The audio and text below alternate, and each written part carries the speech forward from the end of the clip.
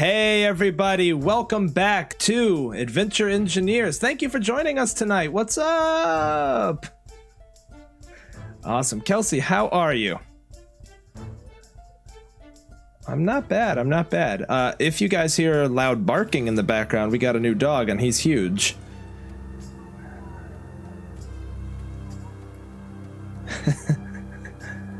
He's a sweet boy. Cool. Well, I am super excited about this. Last episode, I absolutely loved. We talked a lot about... everyone's saying you're super quiet. Yeah, hold on. We can figure that out real fast. Give me 1 second.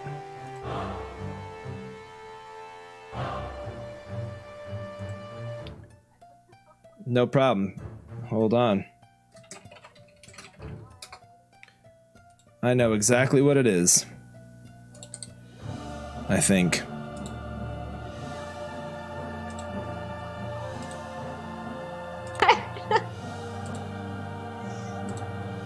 There we go. Try now. Is it? Can you guys hear me now?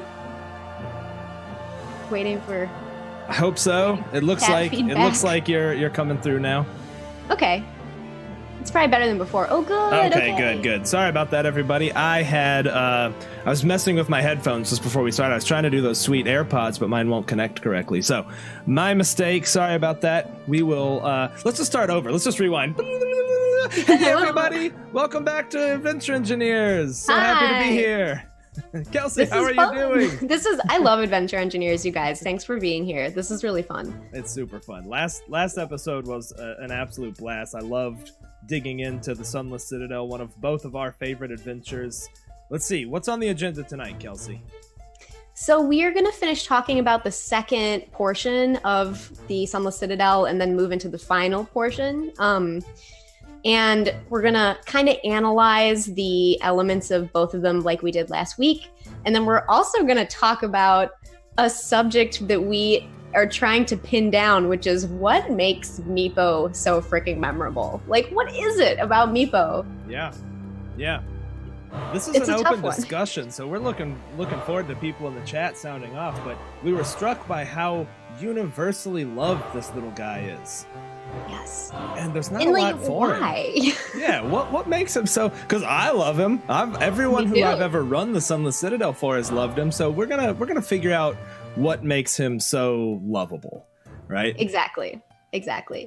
And then we want to hear what people in the chat think about this in particular, because I don't know, Steven, if neither you nor I have maybe the answer to that. You know, It kind of comes down to opinion in some cases. So I'm really curious what people think about that.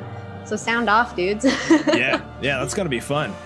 All right, I'm going to go ahead and go to the notes screen so that I can share the map. And I think we had finished the entirety of the upstairs of the Sunless Citadel. Is that accurate? We had finished kind of the final boss fight, the shaman, and we were now at the big circular well that like heads down into the lower level in the grove, right?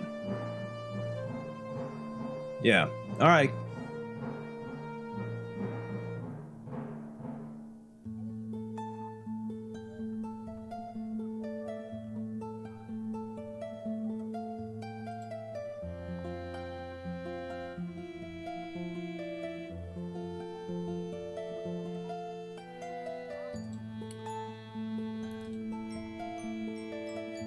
Hang on 1 second. I've lost you again on this screen. Same issue.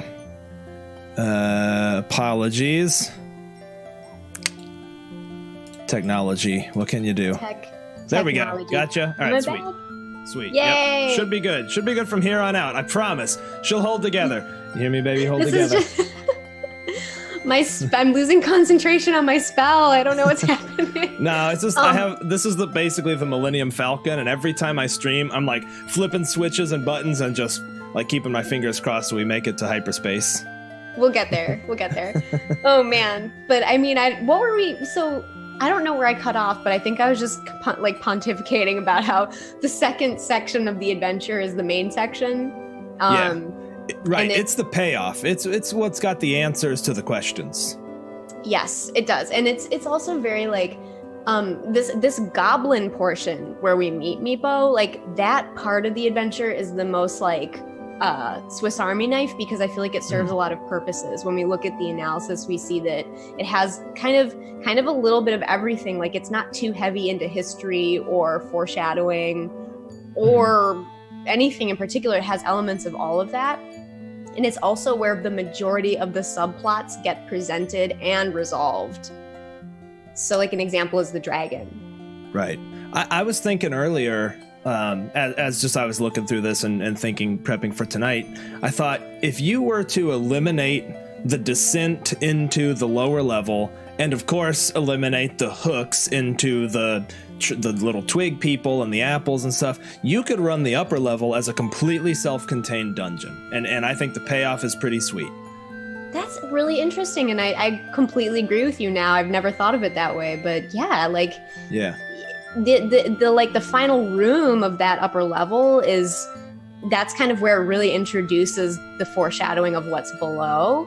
So like you could end up just wrapping it there instead, and that would actually be a really nice self-contained dungeon. Right, for very little changes. And you could even, if you really want to hammer home the alliance with the kobolds, you could have the kobolds be the essentially initial quest givers, or that's where the hook comes from of, kobolds in a city or seeking help or whatever. I think you could, if you really wanted to, you had maybe less time, you could run just the upper level of Sunless and have a wonderful time.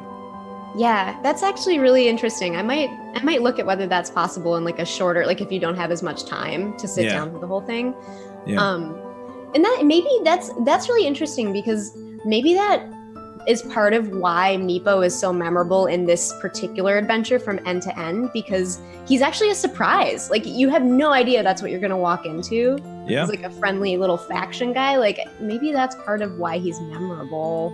That's a good point. I know we're jumping ahead, but maybe you're expecting to walk in and slay everything, and instead you find yourself with a friend. Maybe the real treasure were the friends you made along the way. That's true. Right? That's always the case, right? But yes, we are jumping ahead though. You're totally right. So let's like talk about where we kind of left off, because did you say that the top floor? I think we had just wrapped up the final room of the top floor, because we talked about kind of the civilian goblins and then that final kind of boss fight and the interesting things you could do with that shaman, I think we're now kind of descending into the second half. And yeah, Jonathan, you're right. It's maybe like, 70% of Sunless Citadel is the upper level, but still the bottom level still has a lot going for it. Yeah, and it's where stuff gets creepy and magical, because like everything's pretty mundane on the top level too. That's another theme, and I think something that Bruce Cordell's really good at is he draws contrast. So he'll have a really thematic feel to a certain area, and then when you move into another area, it's almost the opposite. And it's especially true between like if you were to go left at the first the historical part. Yeah. It's so different in vibe from the main part of the adventure, and it's using contrast to make it more impactful. And I feel like that's something as a writer that it's like an interesting takeaway. Like I want to do that more. I hadn't thought about that, but you're right. It does sort of, it sculpts the experience and keeps it fresh. And I think Jake said, his group ran Sunless in like 12 sessions, but each one of those sections can take a while. And so you could almost have a whole session around one of those sections of game and be a very different theme from, next week's or the week before's as a result of exactly what you're talking about. I had never really thought about the way he kind of compartmentalizes theme even within the dungeon. Yeah, he does. So, and that actually is an interesting question too. Do you remember, Steven, like roughly how many sessions it took you to play this from end to end? Yeah, I know exactly, because we have one of them streamed. It was 4 sessions of about 3.5 to 4 hours each. So probably 16 hours. And like maybe this is a minor tangent too, but because we're on this subject, did you feel like your players were getting like dungeon exhaustion by the end of it, or were there? Good question. I don't think so. I will say, as we're jumping into the second half, I don't know that they enjoyed the second half as much. Oh. I think they were sort of ready to be like, oh, okay, are we done with this now?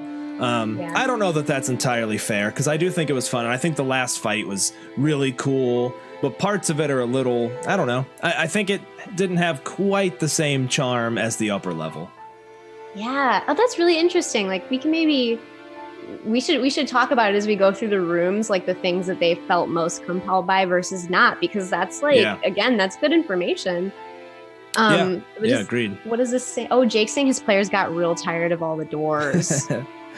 Yeah. Oh, and that is really interesting, because we calculated the number of barriers that like locked doors or like things that you have to break through. That's right. And there are a lot. I will say my data analysis is only for the upper level, so maybe going into next episode, I'll finish that data analysis for the lower level, and we could compare and contrast them, because I get the gut feeling that every time I've run it, the second story doesn't quite have as much impact as the upper story, and it could be any number of things. That is so interesting. But I wonder, and then maybe, are we allowed to show some of the like info you pulled about the upper level? Let's do it. Let's do it. Yeah. Before we leave the upper level, we can look at that actual awesome data. All right. It's not much. It's basic numerator denominator stuff here. And I will say Kelsey did the hard work. She actually went through each room and pulled out all this information. You can see we've got gobs of data about the sort of upper levels and got a sweet pivot table here. So we threw together some charts just really looking at the upper level of the Sunless Citadel. And so, it's pretty clear to see here that I would not have known this. Anecdotally, if you said, hey, what is the most encountered thing in the upper level, I would have never said it was traps, and followed closely by puzzles, right? I'm shocked by that. I know, that is so not what I would instinctually say you should design toward. But like, what do I know? It's actually really, because this second portion, like the middle portion of the dungeon, is so successful. Like, there's something to this, Yeah, by the way, everyone calling us nerds, you're the ones watching us on a Saturday night, nerds doing data analysis on a D&D adventure, so y'all just, you check yourselves out there. This is like ultimate level. Oh my god. Also, I will totally own it. Yeah, oh, me too. I love this. Honestly, I would spend all day doing this kind of thing. Yeah. Now, this is very basic analysis, and there's lots of stuff we can say about this, right? Like, barrier is pretty broad. I think you had locked doors, the caltrops counted, anything that hinders progress, we kind of considered a barrier. Total social, sometimes I double counted with total combat in cases where I thought it was extremely feasible that you could, talk your way out of a situation, particularly with some of the kobolds later on. So some of those I double counted. And also total treasure, we only really counted as major treasure. There's a lot of little stuff scattered around, of course, like, hey, you get, 4 silver pieces and a dagger. Like, I didn't even count that stuff, right? So this is like No, I was just agreeing with you like that, because again, from a writing standpoint, the little treasure is really just dungeon dressing. It's hardly, it's like negligible. You don't even need it strictly. Right. I usually just skip it, to be honest, or, my players also rarely loot bodies and stuff. So we tend to just give a bigger treasure sort of at the end. So moving down. Go ahead. Sorry, please. Oh, again, I'm always going on a tangent, but I think I know that Sunless Citadel was an introductory adventure for 3rd edition when D&D was kind of rebranding itself. And I wonder if they were sort of, Wizards was trying to see what players wanted out of this, because it's so varied and it has some really old school D&D tropes, but some new design on it too. And I feel like this is a big experiment, for what players we're going to latch on to. Yeah, definitely could be. Yeah, and I'd be curious to see if that changed much from 3rd to 5th. I'm not familiar with the 3rd edition version, so. I don't have it actually. I should go through and look at it and compare. But I from what I've heard people say, this is almost an exact port. Just updated with 5th edition rules, and so. Yeah. Right. It is interesting. I wonder, how does this adventure compare to the presentation style of what you'd consider like more recent or modern adventures.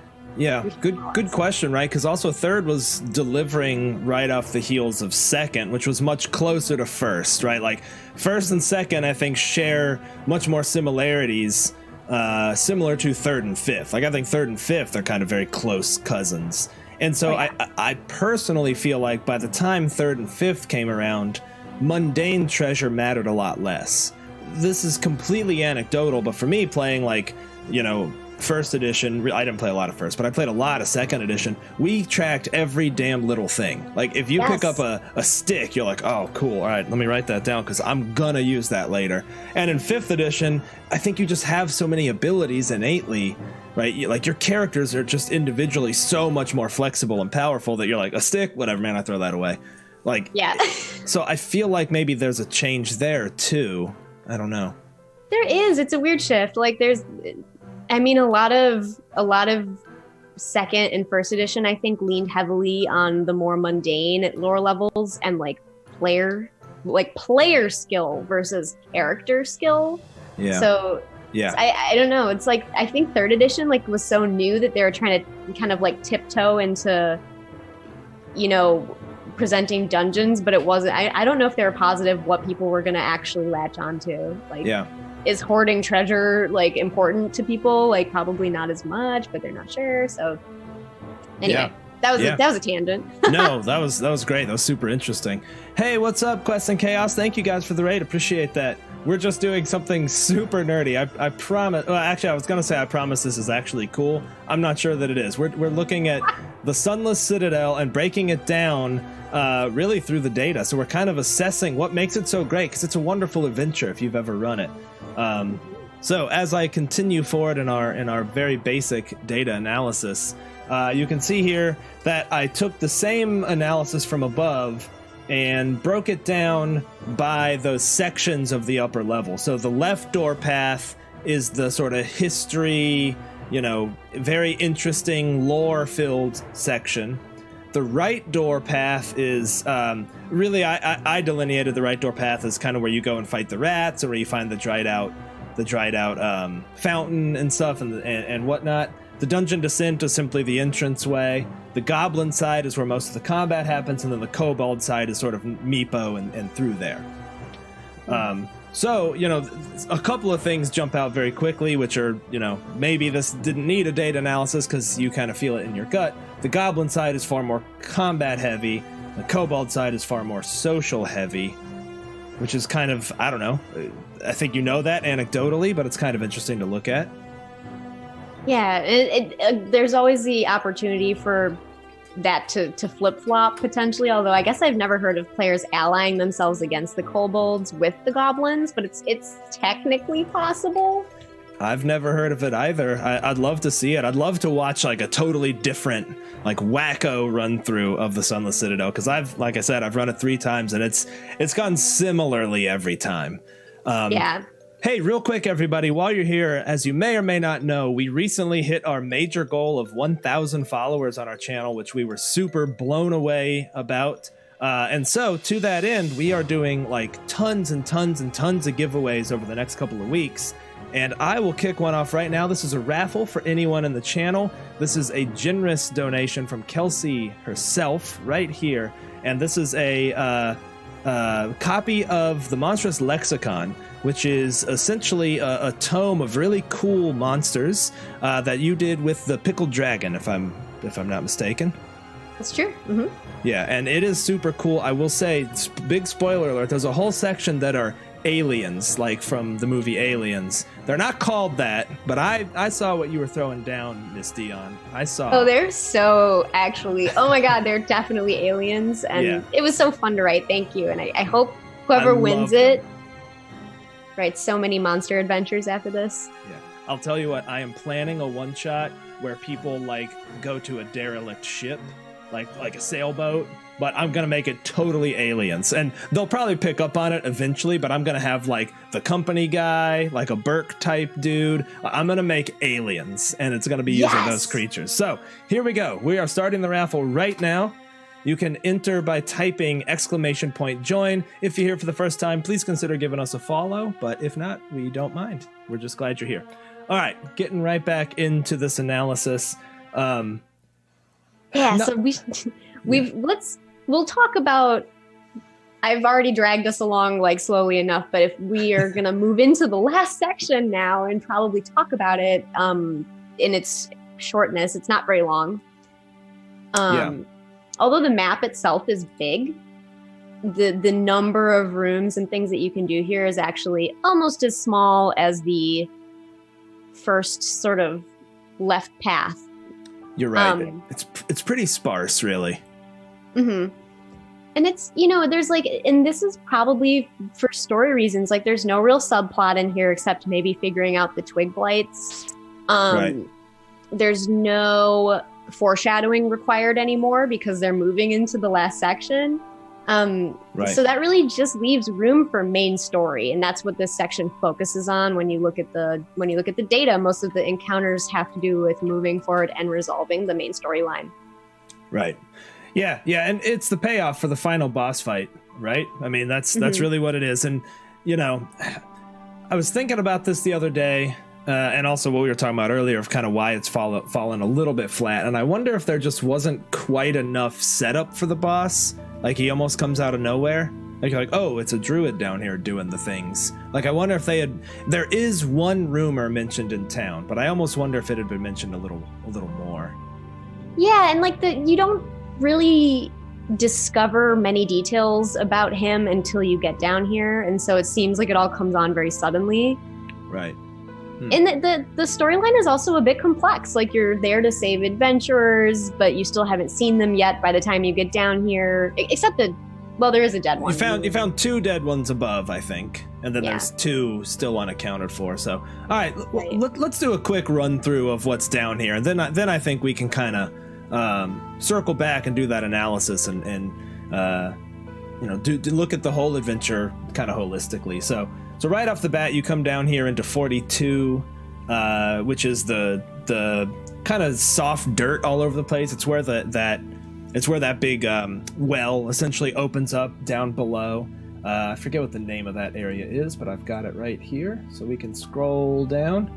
It is called the Central Garden, right? And it is cool that right off the bat, you do get like, okay, something's real weird here. There's, first of all, plant matter growing, right? Underground. So there is something kind of like, okay, that's pretty strange. And there are skeletons tending to the garden, which that is pretty cool. I like that. I do like that. But here's the question. How did they react to this change of environment? Do you remember, like, were they really suspicious or anything? I think they were just kind of confused, just kind of like, oh, okay, hold on, what? That's like a garden? And, I hammered the, like, there are like, phosphorescent or whatever, what do they call it? Bioluminescent lichen, but, like, this is growing without sunlight, so there is something strange here, right? Yes. Cool. Well, I'm sure that players know that they're moving towards the conclusion and that this has something to do with it. Like, that's kind of metagaming, but people can sense that. Yeah. And you're right. Maybe there are more hints dropped than I'm kind of willing to give it credit for, but it does feel a little bit like, okay, well, we dealt with the goblins and now there's plants growing without sunlight. That's kind of strange. It is. But I like it. Yeah, it's very thematic.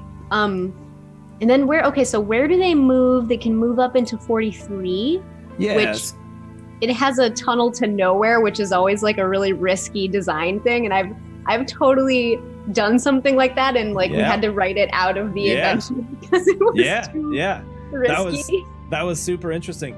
I've been lucky enough that no one's ever wanted to go down this tunnel, but when I ran the very first version of Mask of the Worms, there was a tunnel to nowhere. People are like, okay, cool, I guess we take the tunnel. I'm like, wait, no. I know, and I was like, I got it. Maybe this was like subconsciously inspired by this adventure, because I don't remember thinking, oh, I'm gonna use a Sunless Citadel idea, but no. Hey, there's tunnels everywhere all over D&D, right? That's half the fun, the unknown.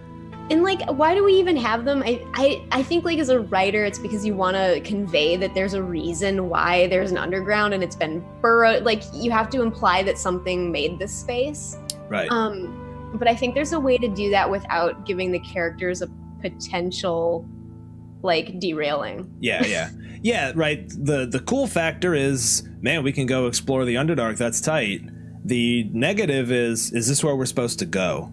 Right? Because the players can only work with the information given to them, and if you're not careful, they can think that's sort of the next step in the path.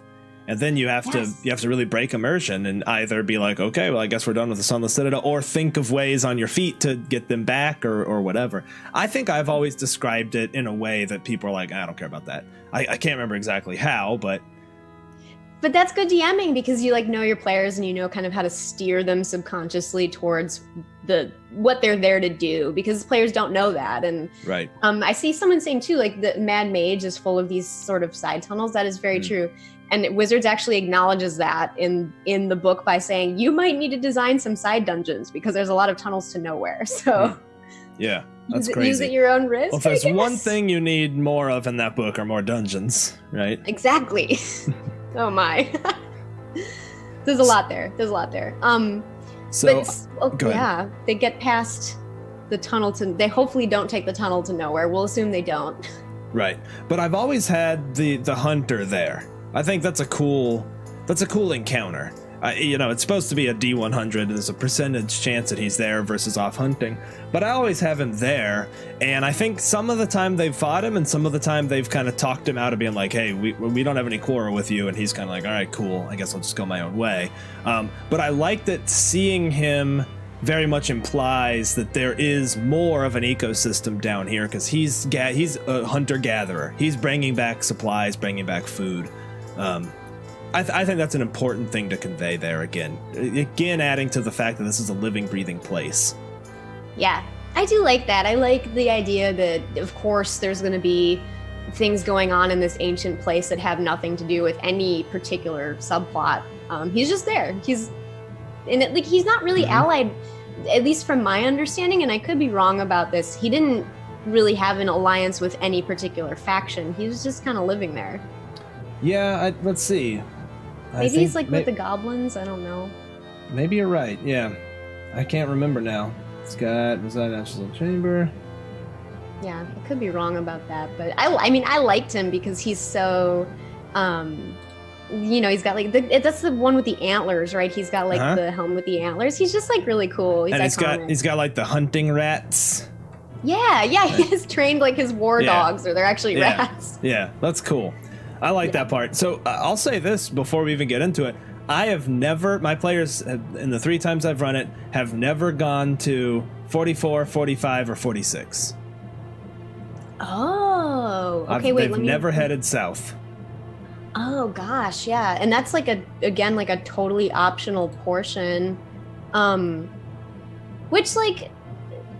Yeah, these are good to have. Like this is one thing that I'm guilty of when I write my first drafts of adventures is I sometimes like do a cattle slide where I don't give options to go into just areas of the dungeon that exist just because. And so, I mean, they're always good to have like offshoots that just sort of reinforce the flavor and have like a little thing that the players can pick up on, or what is actually in those rooms? I forget. 45 is so first you kind of come down and there's that massive rift. It's like a tear through that you can actually use to get into the lab area. So it's just a second way of getting into the lab.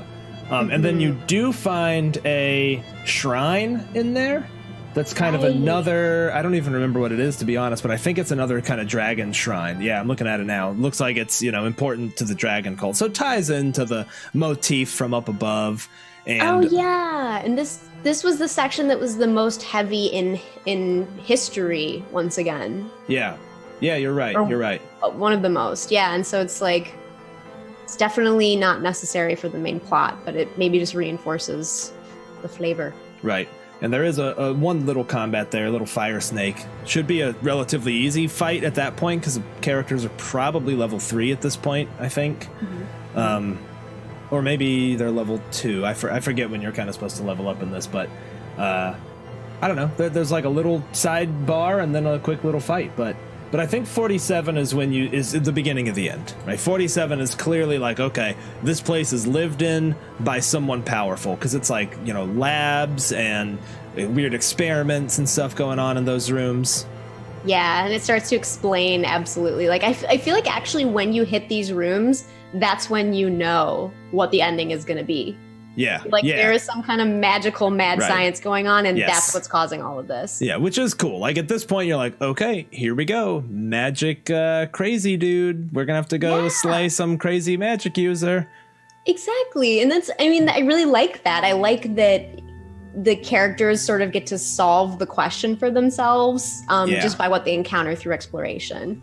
Right. It's not like the last room where he suddenly like reveals his evil plot that they could never have guessed. It's like they should come into the last room almost knowing what's going to happen. Oh, that's a good point. I hadn't really thought about that. But yeah, because he's not necessarily even, making some evil plot to ensnare anyone. He's kind of just going about his research, and, it's messed up, of course, because he's, using these bodies or these charmed adventurers or whatever it is that, but...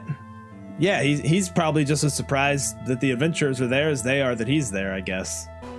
Yeah, I mean, he's definitely still surprised. Like, there's still questions that get answered in that last fight. But I think, and again, this is like a design thing that I'm like, oh, I need to remember to do this. As much as you can let the players discover the reasons on their own, I mean, the better. Because it's more satisfying for the players to sort of like, I mean, at least I would think to feel like they're the ones figuring out the story instead of having it told to them at the end, like, this is why I did this, so. Oh, that's a great thought, because the risk you run is there's a couple of things, right? It's a balancing act. I never really thought about this, but on the one hand, and by the way, congrats, Quest and Chaos. That's fantastic, man. Shoot me a message somewhere, Twitter or here or wherever, and I will get you a copy of that book. Congratulations. Hey, congrats. So it's a balancing act, right? Because on the one hand, if the players are completely confused by the end, it's going to take a lot of exposition that they maybe don't care about, right? You're sort of like, all right, whatever, let's get to kill this dude. On the other hand, if you let them figure it all out, maybe there's a little less surprise. So there's probably a sweet spot of like, you want them to understand 80% and the missing piece comes into play, right? Where it's like, oh, we were right there. We had all of it figured out, and then that last little piece makes it all. Anytime you can leave players like, when you reveal something, you've probably struck that perfect balance, right? Yeah, exactly. Like you allow certain suspicions to be rewarded, but having a twist is always very like masterful. Like it's the best, And is there a twist in this? Maybe, because you're like, yes, there's definitely like a mad scientist druid thing happening. You get that sense going through the rooms, but you still don't know what happened to the two adventurers. Right.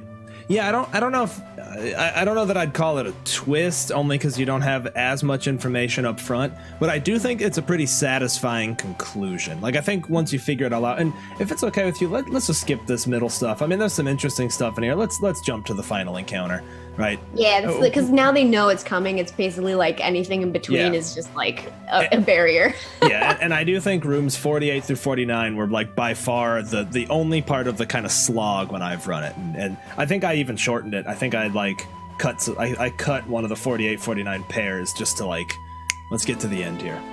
Interesting, yeah. Okay, so I'm just gonna jump right to the kind of grove at the end. And that's the grove fight is pretty cool for a number of reasons, right? Like, number one, we've got the crazy mad druid doing crazy stuff.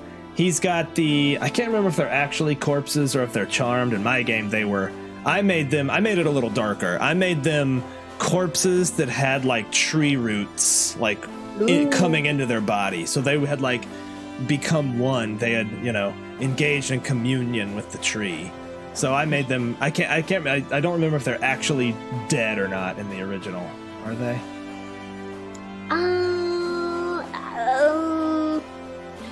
I don't remember, because they don't actually like. Do they die in the tree? I can't remember. I'm looking right now. Yeah, I can't. I can't remember either. So we shall soon find out. But maybe while you're doing that, as we move into the final fight, I can draw people's attention to the very clever terrain used to build this last fight.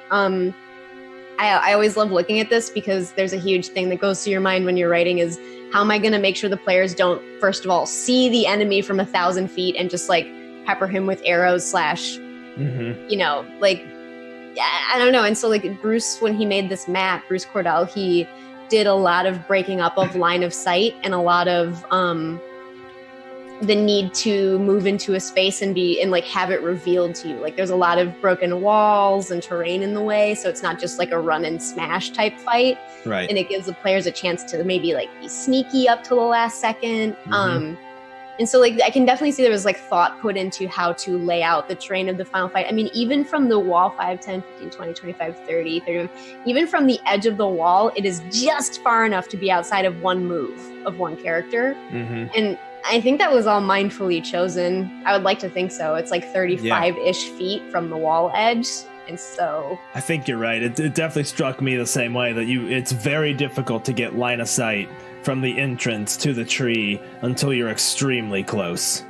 Right? Like, I don't know if people can see my cursor, but you know, it's sort of right here, maybe. You kind of have to be right here before you can see the tree. So yeah, that's super cool. And yes, both Jake and Sean pointed out, and that's right, I forgot about it, that they will die 24 hours after the tree is killed. So there is some connection there. I think I made mine more like more creepily overt, right? Like there were tendrils and vines like digging into their body, you know, replacing their central nervous system or something. Ooh, nice. But I do love that. That's a cool... Well, first, yeah, we'll finish talking about the terrain, because also I think the more terrain like this, the better in any fight. And there's a lot of great places and opportunities for players of all types to kind of excel here. Like maybe you climb up on some of the ruins and do something like attack from above. Maybe you are hopping from opening to opening, you know, firing off your arrows and then, you know, darting from side to side while someone's trying to tie him up. I think just having interesting terrain and fights is so much better than essentially being a dressed up grid. Yeah, and it's something that is always a battle, I think, when you're writing, especially a climactic combat. Like you want to, you try to take every single element into account, including how far away is the enemy from a move, like a single move from where the players enter. Like even trying to control for that part of the setup, at least when I'm writing stuff, definitely comes into play. And so right. I thought Bruce did a great job with this. Like, it's really cool terrain. There's a bunch of like mooks that spellcasters can feel great about blowing up like on their way in, which is very satisfying for them, because this then becomes more of a solo fight that favors sort of the fighter and rogue types. So everybody gets something cool to do, and then down to the fight. Yeah, it's a great final fight. There's basically 3 tiers, right? You've got the mooks, the ads, right? All the little blights that are coming after them that frankly can hurt if they start to mass up. But anyone that's got AoE stuff, you know, anyone that's got the ability to you know, blast in some way, love killing those guys. Then you've got kind of the 2 lieutenants, right? In the Who Krails, who are, you know, no slouches, but they're kind of the next level up. And then of course you've got Belloc himself, who is, you know, he's pretty beefy with stone skin and everything. I mean, it's a lethal fight. I've killed 2 characters in this fight before. Wow. I mean, it's pretty nasty. The combinations get pretty good. Yeah, it seems like a really tough fight, and but that's kind of how it should be. Yeah. You want it to be deadly, and there's also some cool twists that can happen during the combat. Like Belloc's like frog can fall out of the tree on somebody, which is like a nice like change up to have happen during the combat. And, yep. And I will say, you know, going back to the kind of payoff, the one rumor you should definitely plant in the town is that there was that adventurer who had the frog, because that's the only one that you'll be like, yeah, they mentioned that. I think that's kind of the only rumor about him specifically, but it is in the book like way early on.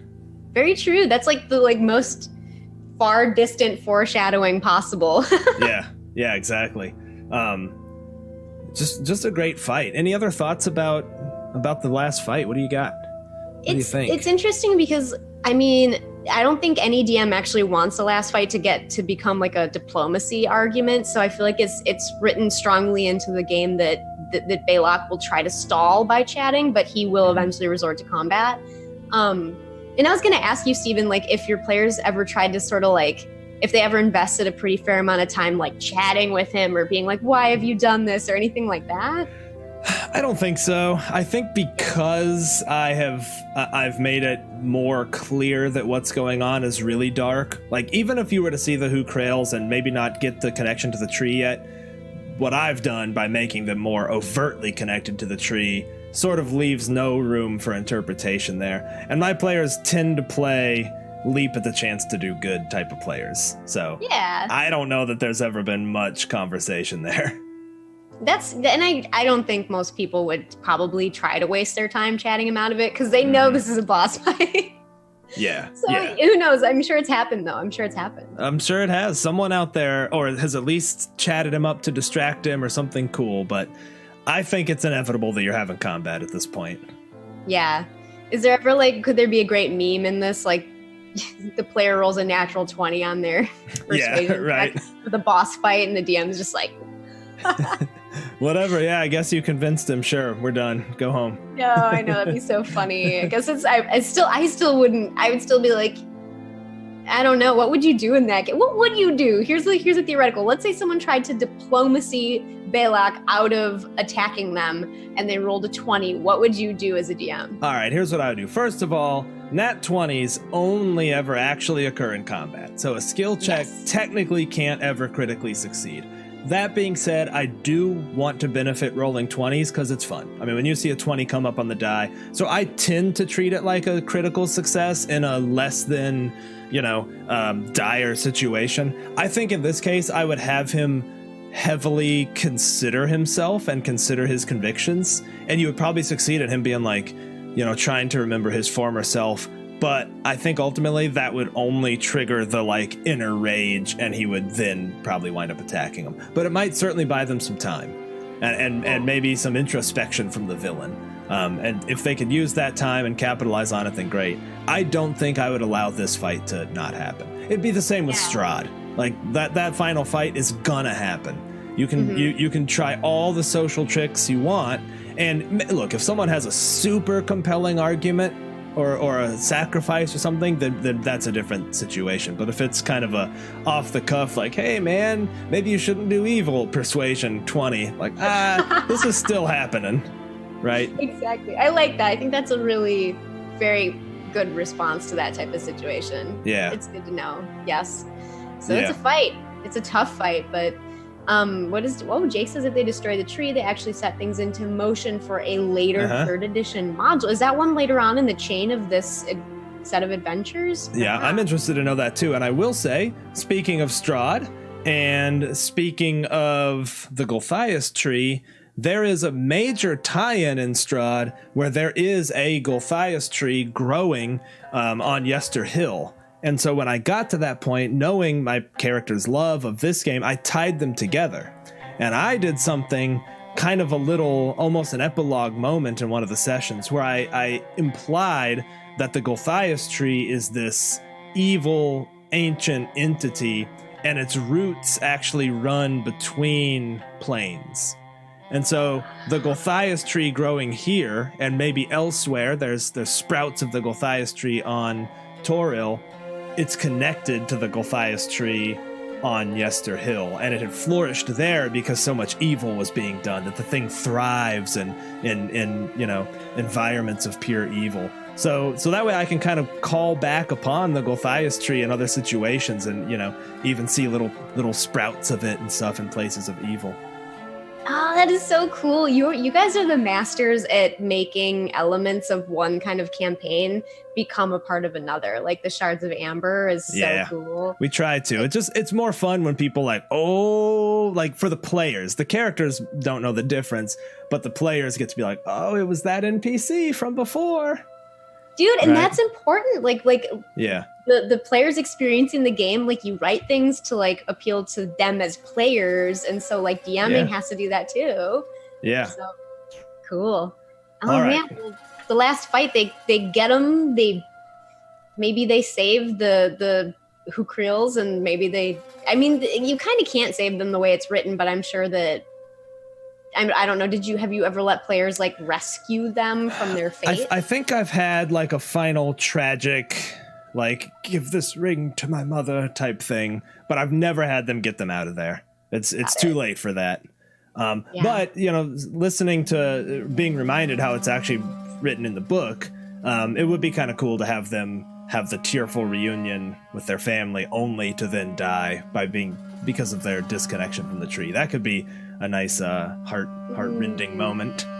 Yeah, I like that. That's actually really clever because then it still gives the impact of the loss. But yeah, you got to make the bad guys bad. It's sometimes even if I sometimes feel bad being like, this person is so evil and they do such terrible things. But if you don't do that, then the players don't care about the results. So. Right. And also, listen, the world is a place of lots of horrible shades of gray and different sides. Sometimes it's just nice in D&D to be like, hey, that is a bad guy. And that person is going to do the worst shit imaginable because that's who they are. And you should beat them because you're the good guys. And let's just keep it easy, Yep. Sometimes you just need a heroic situation. Yeah, absolutely. All right, so we've only got 9 minutes left. There are two things I still want to talk about, one of which being Meepo, which we'll come back to. The other is my proposal for you and the question for the chat to hear this.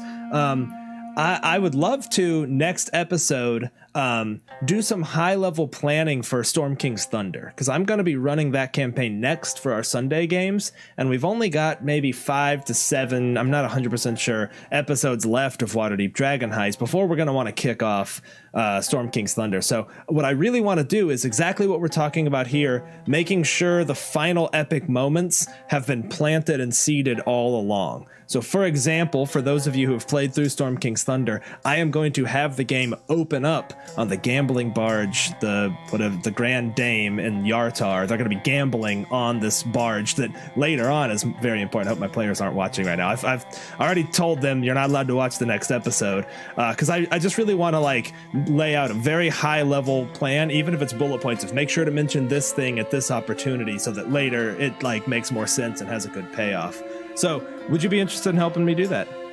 I so want to. This is great for me. I learned so much about DMing from you, and one thing that I feel like we all could use help with is figuring out how to seed long-term campaign elements. Yeah. You want those payoffs, right? Yeah, absolutely. Let's do it. Cool. Awesome. That'll be a fun conversation. So next episode, you heard it here first. Okay, we've got 8 minutes left. I think it makes the most sense to go ahead and finish this conversation with sweet baby little Meepo. Let's just get his picture back real fast. Helpless little Meepo. I know. And what is it? When the players come upon this poor little guy, he's moping in a bedroll. He's whimpering inside of a bedroll. All right, so let's read exactly what they see, right? All right. So you kind of see everything. A bedroll lies near the wooden bench, and the sound of whimpering comes from inside it. All right, and then Meepo doesn't have a whole lot, but there's a couple lines of dialogue. One is, "The clan's dragon. We lost it. The wretched goblin stole Calcrix, our dragon." And says Meepo don't know, talks about the king, the queen, Eustrail, offers to give them safe passage. The secret keyword or the secret password is ticklecorn, which always makes people goof. That's kind of it, but you get so much information about this little guy here, right? Just so much information. Yeah, he's so straightforward and he kind of wears his heart on his sleeve. He perks up at the thought of helping the players, it says, which is probably not what they were expecting at all. Mm-hmm. Yeah, and one thing I love is it's my players, as I mentioned before, tend to be good. So the honest call for help rarely falls on deaf ears for them, right? And so this pitiful little creature, they're gonna take pity on him. Yes, I've never seen a party just walk up to him and be like, "Let's kill this guy." I don't. Right. My players didn't do that, and I ran this a long time ago, but I remember the standout moments, including how much they loved Meepo, right away. Meepo is universally loved. I mean, you say the name Meepo around D&D players, and there's someone who's like, "Aw, love him." And I think, and I'm not even sure it's super. Maybe it is, but I don't remember if it's actually written into the adventure. But every time I've run it, Meepo insists on accompanying them and slowly, displays his courage, right? So he's not just a guide or an advisor, and he's not cowering with them. I always have him running to the front and trying to help and being sweet. Oh, and that's like that's a classic character quality. Like bravery is a really huge way to build sympathy or empathy for a character. Right. Yeah. He's a little hero. He's just such a little sweetie. And yeah, you see him going from pathetic to frankly kind of badass. Olga Drebus painted this kobold, and I mean, man, captured it. Look at that little guy. He's so cute.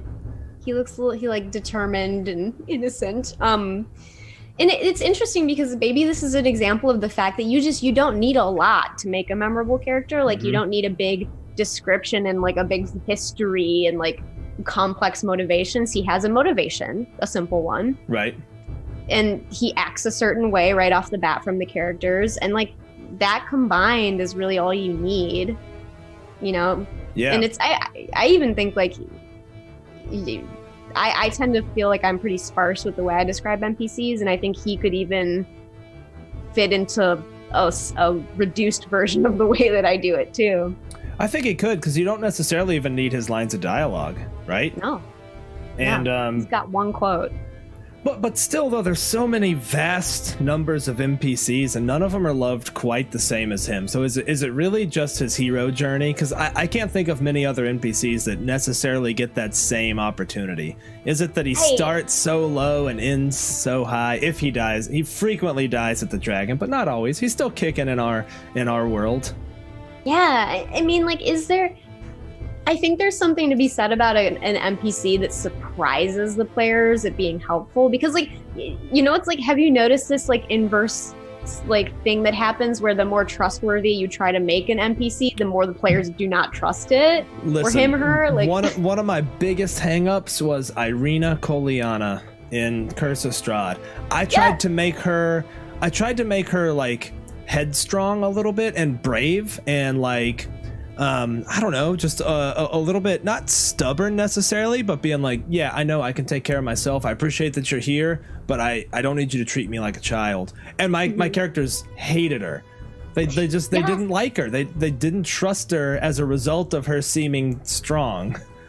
Yeah, so I almost wonder if the reason that Meepo, not only because of his heroics that come out, which I think most people would agree is in character for him, but like he is not what he's supposed to be. And I think players like that. I think that's true. Because they're expecting him to be an evil kobold trying to kill them. And like, I think making somebody what they're not is possibly a way to make them memorable. That's a really good point. Yeah, he plays on their expectations. Here they see a kobold that previously they would kill, and now they see him and he needs their help. Yeah, and then gold-hearted Irina is for some reason untrustworthy. Also children are forever. My character's like, oh yeah, what's going on with this kid? What's going on with this creepy kid? The girl in Mask of the Worms, I was just waiting for people to totally mistrust her. They didn't. They leaned into assumed she was possessed. I'm trying to think of the times I've written kids into adventures, and both times they were like in a bad situation. Is there another time? That's it. Yeah. And one of the most like trustworthy characters that I ever wrote, I had the hardest time in playtesting getting the players to trust her. And I was like, what is up with this? I was like, she's completely nice and like just a regular nice person who's trying to give them an adventure hook. And they're like, she's trying to kill us. She's trying to get us killed and like all this. And so I had to actually make her a little bit more edgy, which actually resulted in the players taking her more at face value. Really? Like I had her act more secretively and then they believed her, which was mind-boggling. That's hilarious. There's got to be something there. I guess maybe they think the DM presenting someone who seems too nice, it's too good to be true, right? They're gonna betray him. Maybe we've betrayed players too much. It's learned behavior. You did this to me. This is Pavlovian. Like, they just can't trust anyone who seems trustworthy. So. Exactly. That's so funny. Oh Yeah. man, someone said they had players fall in love with a goblin. B1 Sonic.